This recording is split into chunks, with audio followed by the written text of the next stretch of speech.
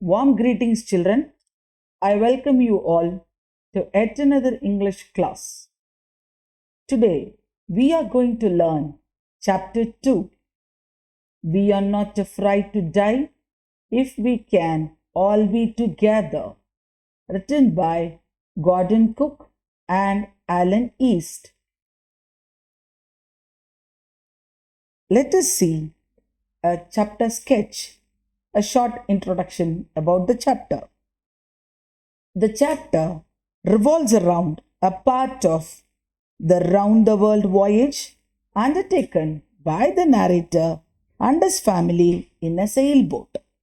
It describes their thrilling journey across the sea and their close encounter with death during their voyage.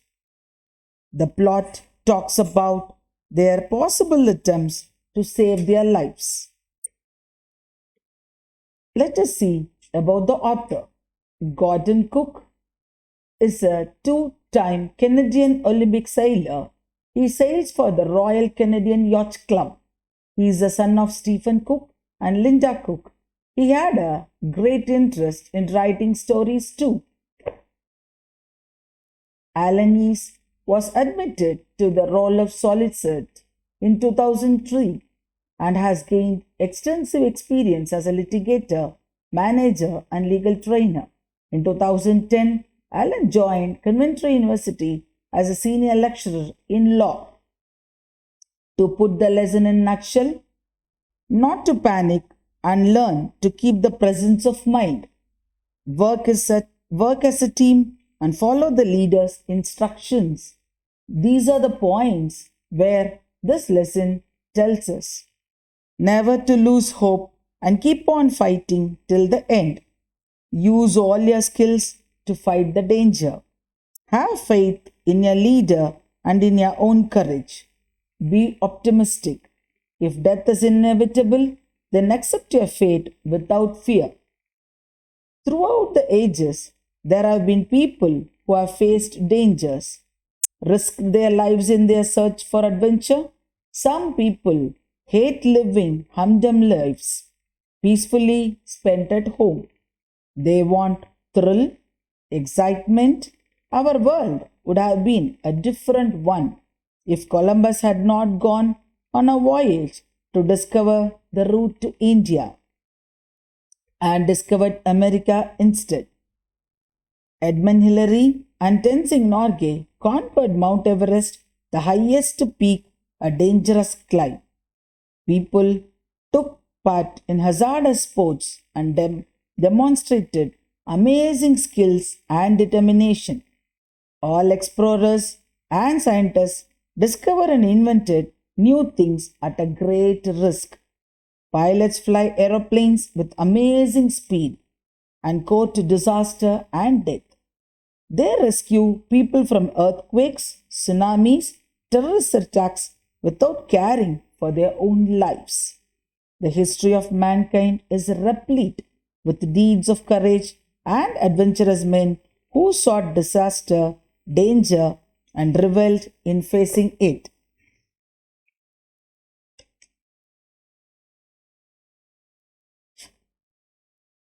The narrator, with his wife Mary and two children, Jonathan and Susan, set sail from Plymouth, England, to duplicate the round the world voyage made by Captain James Cook 200 years ago.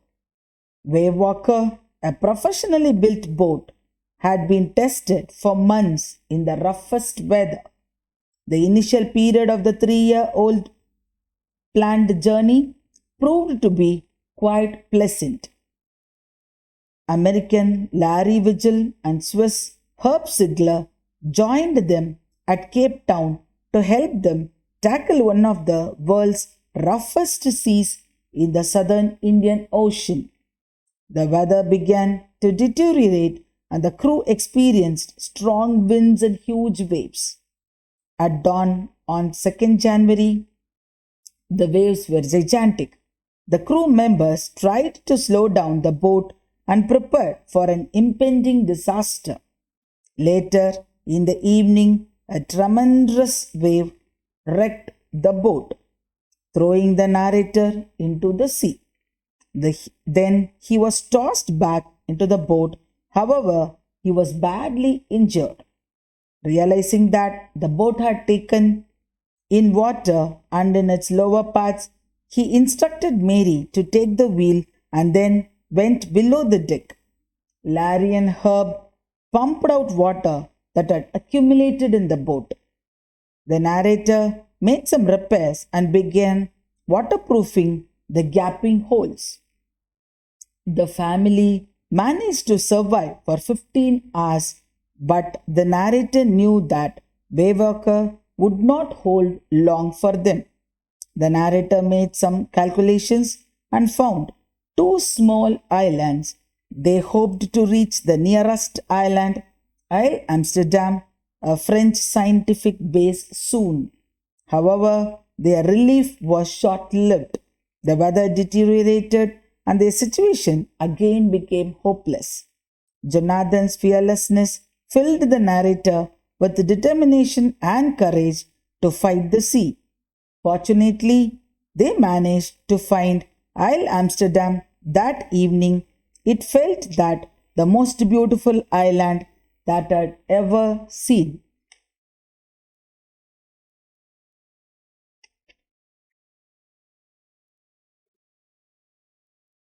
Now, let us go to the theme of the story. The story, We Are Not Afraid to Die, shows how unity, teamwork, and an indomitable spirit helps to overcome the toughest of situations.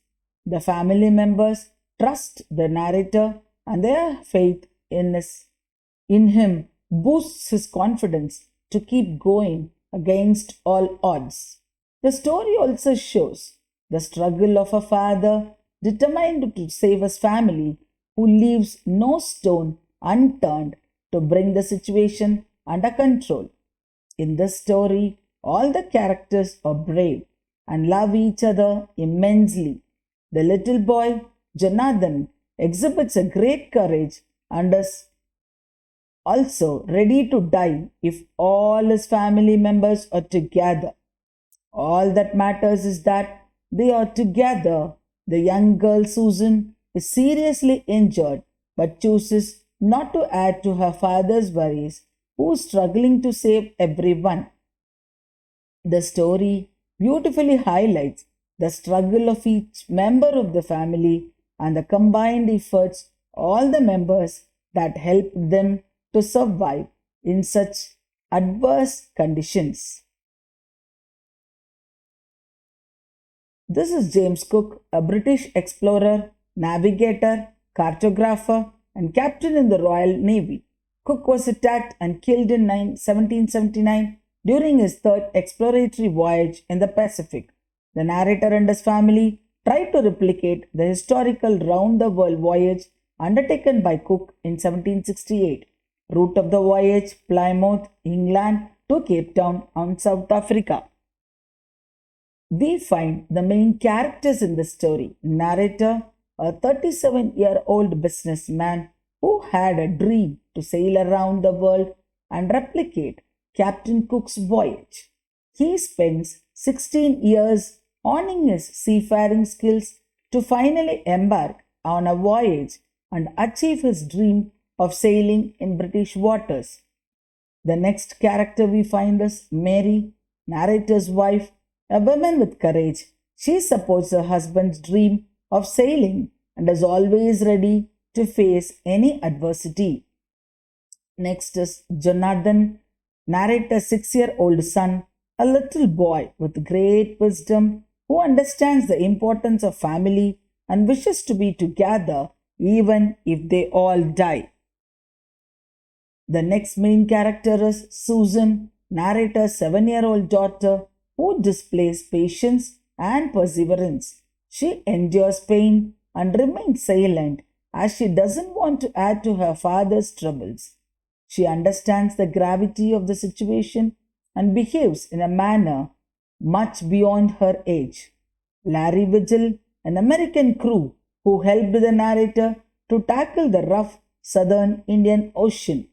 Herb Sigler, a Swiss crewman who helped the narrator to tackle the rough southern Indian Ocean. Let us see the important words and phrases used in the lesson. Voyage, a long journey by sea or space. Honing, sharpening or improving. Seafaring, regularly traveling by sea. Honing seafaring skills, improving the skills required to travel by sea.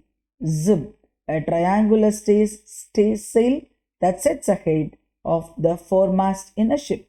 Knots, a unit of speed equal to 1 nautical mile per hour, used especially for ships, aircrafts, or winds. Mooring, the ropes, chains, or anchors by or to which a boat, ship, or a buoy is moored. Stern, the back part of a ship or a boat. Oilskins, heavy cotton cloth waterproofed with oil, capsizing, overturned in water, taut, stretched or pulled tightly. Boom, a pole that controls the angle and shape of the sail. Keel, steel structure along the base of the ship, pinpricks in the vast ocean, the two small islands in the sea. Ocean where a tiny like a prick caused by a pin. Rigging, the ropes and wires supporting the structure of the ship. Hull, the framework of the vessel. Sextant, an instrument with graduated arc of 60 degrees for taking altitudes and navigation. This is a yacht. You can see the parts marked in the yacht, and this is the route of Captain James Cook voyages. The first voyage is shown in red, second in green, third voyage in blue. The route of Cook's crew following his details is shown as dashed blue line. Going to the lesson, let us see the summary of the lesson.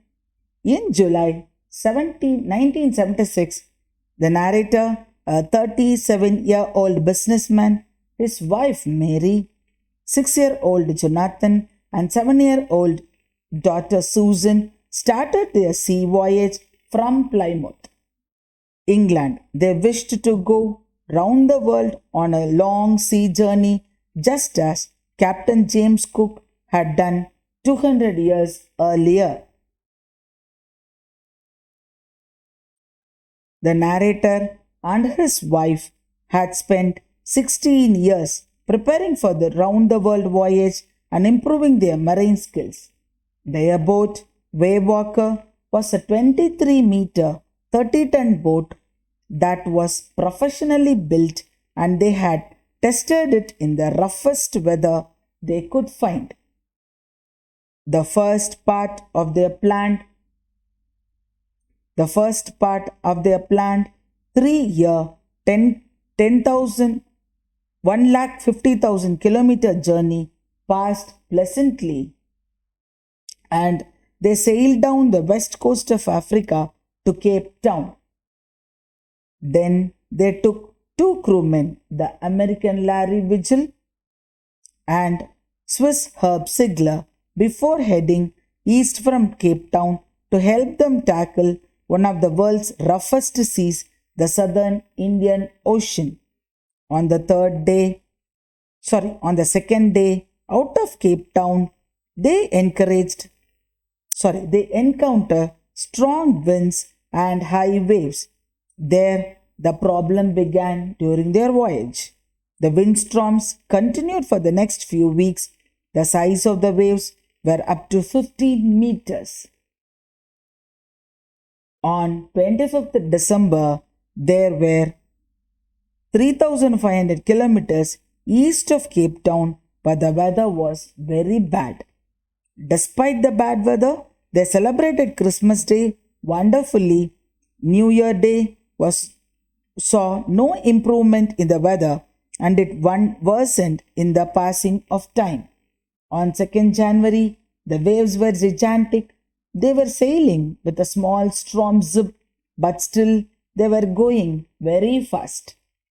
The boat moved to the top of each wave, but the gigantic wave and dangerous wind continued to terrorize them. To minimize the damage, They dropped the storm zip and lashed a heavy rope in a loop across the stern. Then they fastened everything, went through their life draft drill, attached lifelines, and put on oilskins and life jackets and prepared themselves for the worst case scenario. Disaster strikes them. The danger, the first indication of impending disaster, came at about 6 p.m. with an ominous silence. The wind stopped and the sky immediately grew dark. Then a loud roaring sound was heard.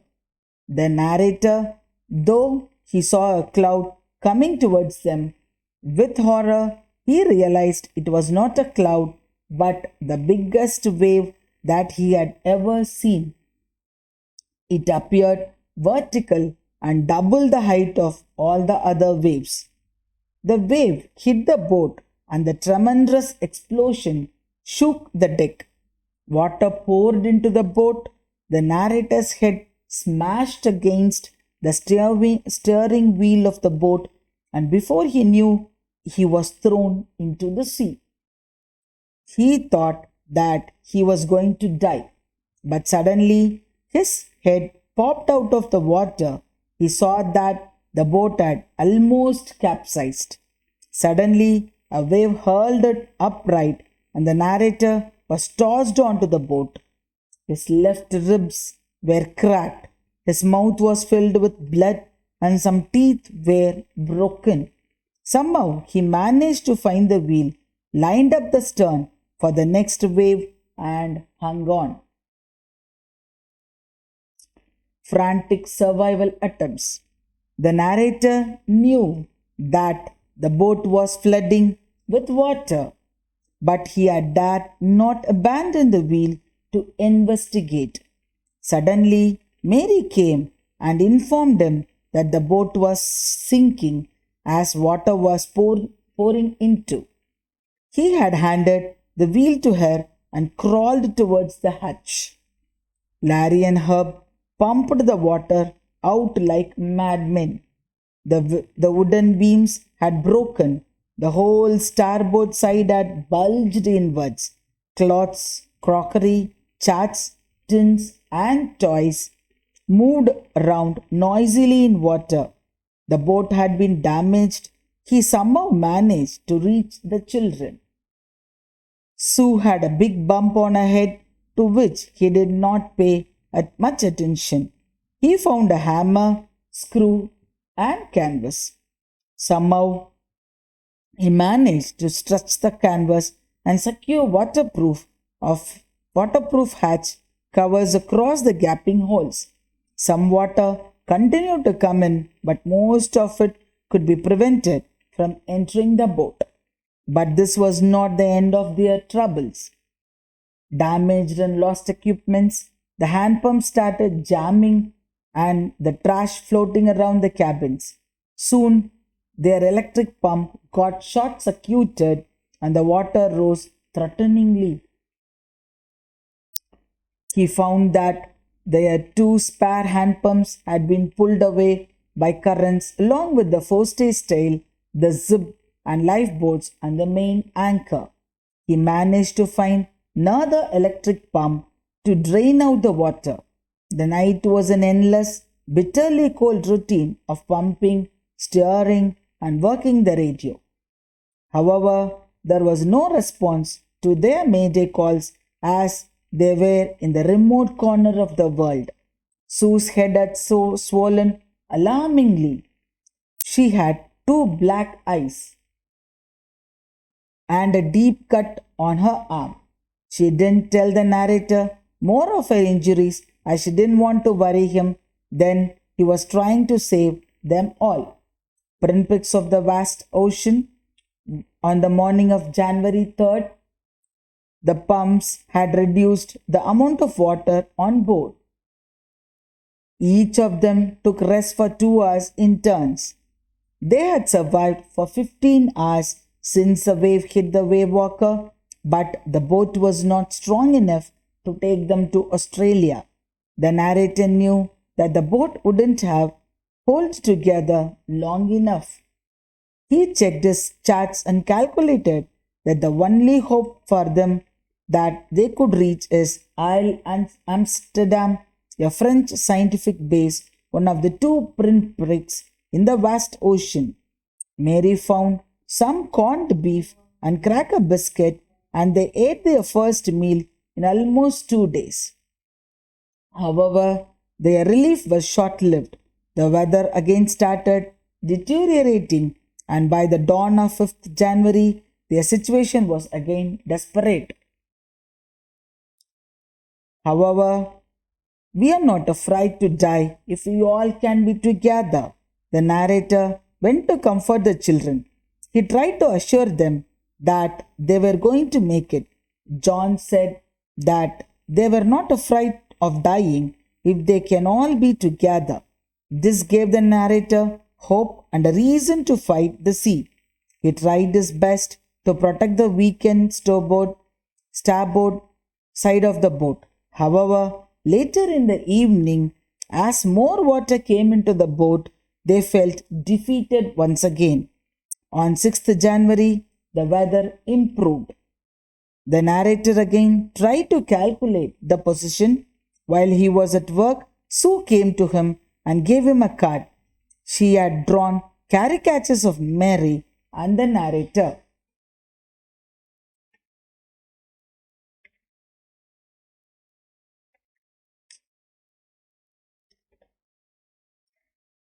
The card said that she loved them both and hoped for the best. The narrator was filled with optimism. Somehow they had to make it. The most beautiful island in the world.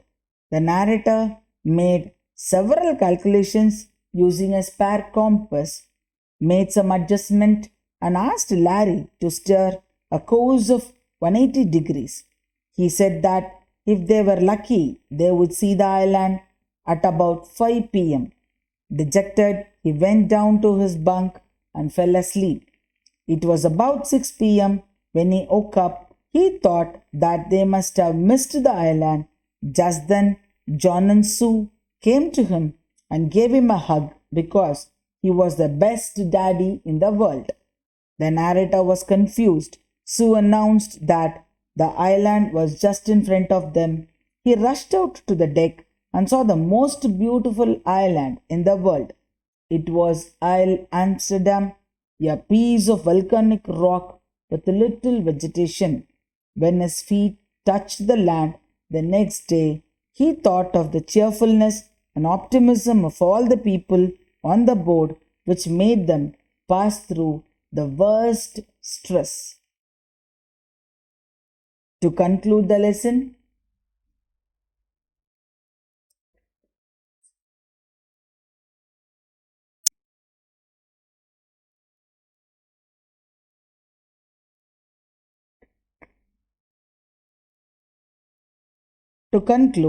there was not much difference between the reaction of the children and the adults which faced with danger. However, it was not on the expected lines. As the children were only 6 and 7 years old, then the adults faced the danger. They were anxious and found ways of battling it. Later, when the motion of the boat brought more and more water in, both Mary and narrator sat holding hands as they felt the end was near. On the other hand, the children showed great courage and did not get lost hope. When Sue hurt herself, she did not worry others about their injury. When the narrator went in to comfort them, John said that they were not afraid if they could all be together. Sue also gave a card to the narrator that she made with the message of hope. Thus, the children showed great positivity than their parents. Hence, we can say that the children are more optimistic than the elders. The voyage did not even once lose their hope on or show any weakness. When the waves were high, The hopeful crew slowed the ship down, fastening everything with a mooring rope, and went through the life draft drill. When the storm struck their ship, the captain was almost killed and the ship was nearly a wreck. However, he held on to the wheel. Water was getting into the ship, but Larry and Herb kept pumping like madmen. This shows that they were not willing to give up even in the worst dangerous condition.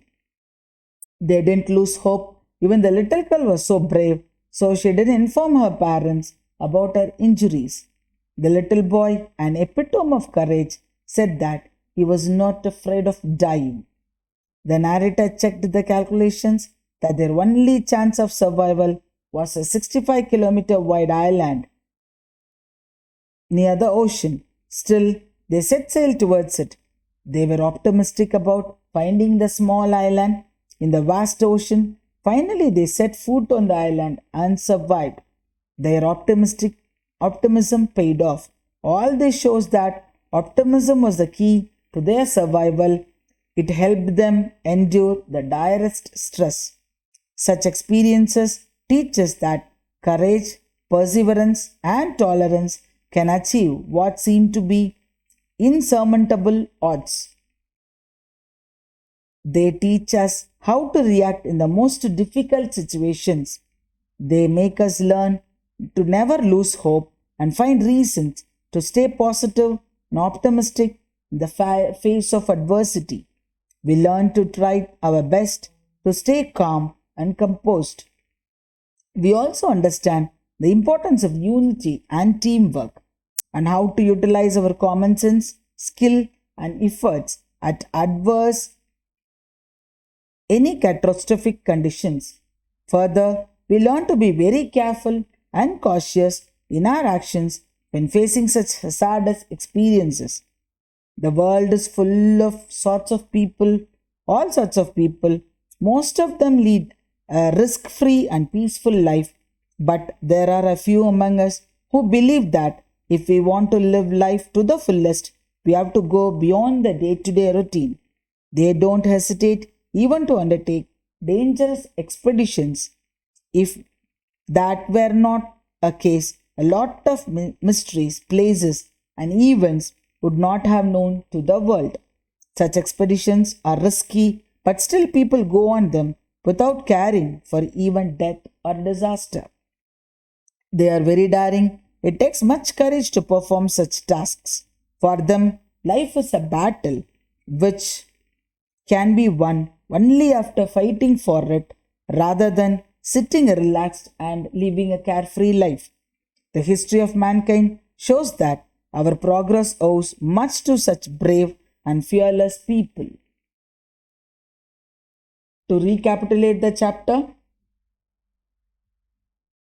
the narrator, a 37-year-old businessman with his wife Mary, son Jonathan, and daughter Susan, set sail from Plymouth, England for repeating round the world voyage which James Cook made 200 years ago. They used a boat named Waywalker for their purpose. They had longed to do this and for nearly 16 years made preparation for this voyage. Their boat, the Waywalker, was a 23-meter 30-ton boat. It was built very efficiently. It had been tested many times in rough weather. They had spent their spare time in improving their skills in sailing a boat. The first phase of their voyage was smooth and enjoyable. Before they entered the roughest sea, the southern Indian Ocean, they took two experienced sailors, Larry Vigil and Herb Sigler, with them. They encountered strong gales on the second day out of Cape Town. The bad weather continued, and it seems at times that the sea was rolling towards them. On January 2nd, at around 6 p.m., the wind dropped. The sky grew dark, indicating disaster ahead.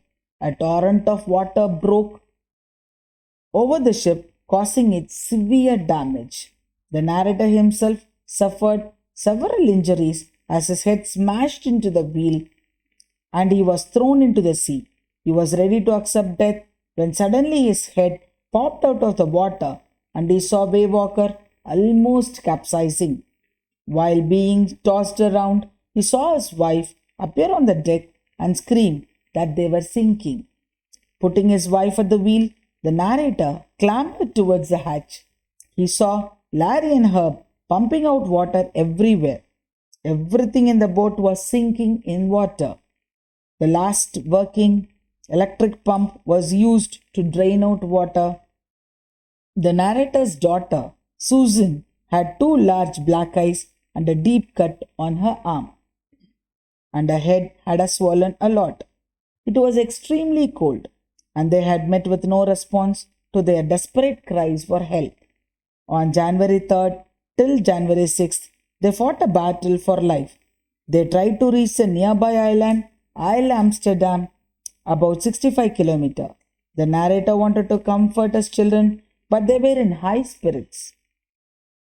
His daughter gave him a card and she had made with a message, hoping for the best. She did not worry him with her injuries. Jonathan told that he was the best father and the best captain. He told his father that he was not afraid to die if they all died together. This led to the building energy inside an extremely fatigued narrator. He left the cabin determined to fight the sea with everything he had. Though he was not convinced, he was instructed Larry to steer a course of 185 degrees, saying that he was very lucky. They could hope to find the island by the evening. He then went to sleep with a heavy heart. Next day, he saw a very bright morning. He was welcomed by his children. They called him the best daddy. He rushed to the deck and, to his amazement, gazed at the stark outline of Isle Amsterdam. It seems to him to be the most beautiful island in the world. It was a piece of volcanic rock with little vegetation. The 28 inhabitants of the island helped them to reach the island. The narrator was grateful to his wife for being at the wheel at the critical hour. His daughter, who did not complain about her injuries, and his son, who was not afraid to die, Larry and Herb, happy and positive attitude. It was a great and daring struggle for survival, fought by all of them together successfully. It proves saying that family that fights difficulties together stays together and wins. The lesson teaches us the following things: not to panic and learn to keep the presence of mind, work as a team and follow the leader's instructions, never to lose hope and keep on fighting till the end. Use all your skills to fight the danger. Have faith in your leader and in your own courage. Be optimistic. If death is inevitable, then accept your fate without fear. So these are the valuable words taught to us by this lesson. Let us go on to this question. Think and answer. How did the disaster strike Wavewalker? How did the narrator feel when he believed he was going to die? How did the children's presence and behavior during the crisis affect the narrator? Optimism and courage helps to tide over difficulties. How did the narrator in searching the island? We are not afraid to die is a saga of patience and bravery. Comment. Children, start answering all these questions. Go through the lesson once, twice and thrice and then listen to this audio and video. You will be able to understand better. Thank you, children. Thank you.